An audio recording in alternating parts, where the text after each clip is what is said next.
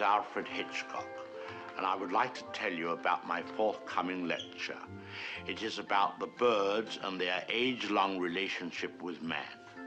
It will be seen in theaters like this across the country. In my lecture, I hope to make you all aware of our good friends, the birds. Theirs is a noble history, and through it all, man has played a conspicuous part. This cave drawing is one of man's earliest sketches of his feathered friend. One can see at once the loving care with which the artist depicted his subject. The story of man and his friends, the birds, is filled with many fine examples of ways in which these noble creatures have added to the beauty of the world. Take this plumed hat from the period of Charles I.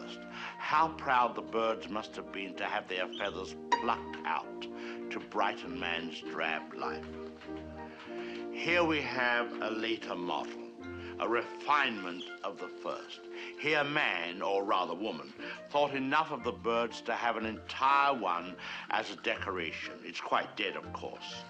Naturally, the egg plays a very prominent part in my lecture. Not a word about which came first, however. I don't believe in dealing with controversial matters.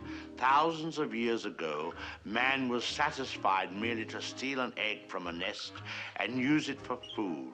Now he has perfected this process by imprisoning each hen in a separate cage and by scientifically manipulating the lights so that she doesn't fall into the rut of the old 24-hour day. Thus, he can induce the bird to reach fantastic heights of egg production.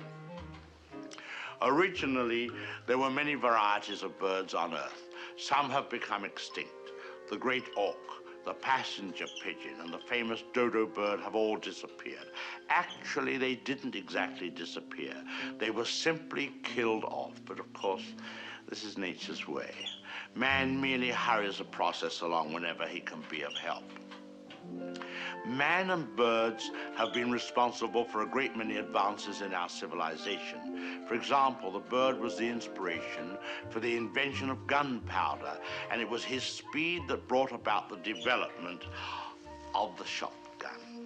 But man has not been unmindful of his debt to the bird. We have honored our feathered friends in many ways.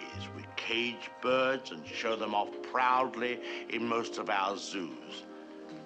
And the turkey is traditionally our guest of honor at Thanksgiving. I suspect you never realized that if it weren't for birds, even some of our pastimes would suffer noticeably. Duck hunting, for example. Granted, bagging a fellow hunter can be diverting, but the supply is rather limited. I hope you don't mind if I have something to eat, but I'm rushed today. Planning the lecture has been most educational for me. I've begun to feel very close to the birds and have developed a real sympathy for our little... What was I saying? Oh yes, I've come to feel very close to the birds and have come to realize how they feel when... I don't think I'll eat just now. Hardly proper with all of you here.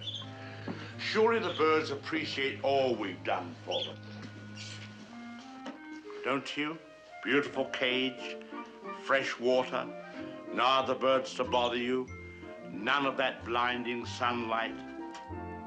Oh, now why would he do that?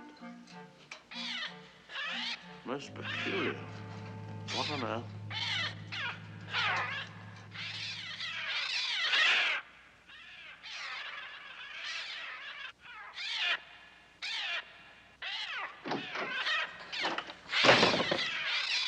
They're coming! They're coming!